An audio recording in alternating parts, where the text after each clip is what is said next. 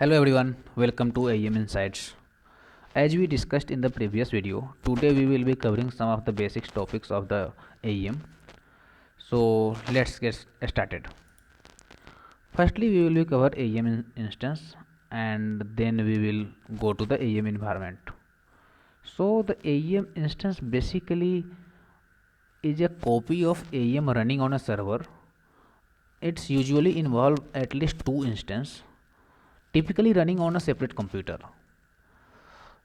Here I have listed down some of them, which is author, publish, dev, stage.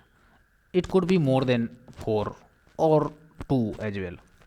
It depends on the scenario of the project.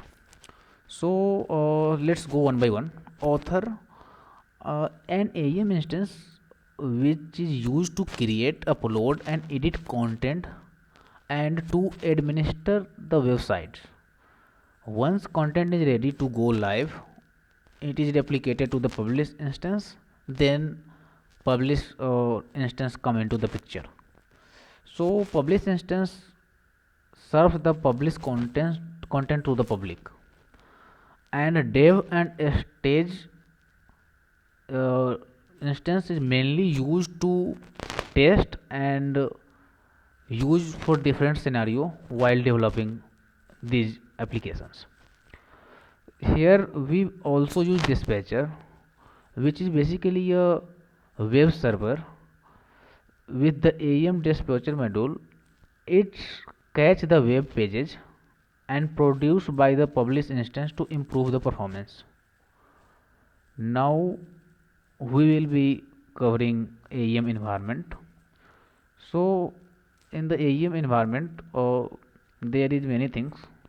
Today I will cover 3 of them, like server, instances and dispatcher. So AEM typically runs on the server, which can be physically hardware or cloud based virtual machines. It could be anything. These server host on AEM software and manage the processing of the content request. It could be a server and author and publish is also an instance which will be connected through the server. Then as we discussed previously, instance is like it's in AEM environment often have separate instances for the content creation and content delivery. Like when we are creating, editing and any modification when we are doing, it's we mainly do it on the author instance, and when we publish the page, it's go on to the publish instance and work accordingly. Now the dispatcher is a caching and load balancing tool that sits in front of publish instance. It mainly helps optimize the performance of the published content by caching and serving static content and distributing the load among multiple published instances. So these two things, which is a bit important while working with the AEM. I will share some of the links in the description. You can also go and check out with those links. So these two things I want to discuss before installing AEM.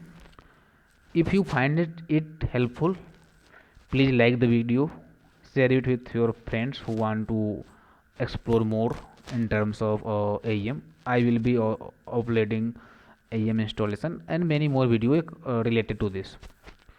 So that's it for today. We will next we will cover the AEM installation. Thank you.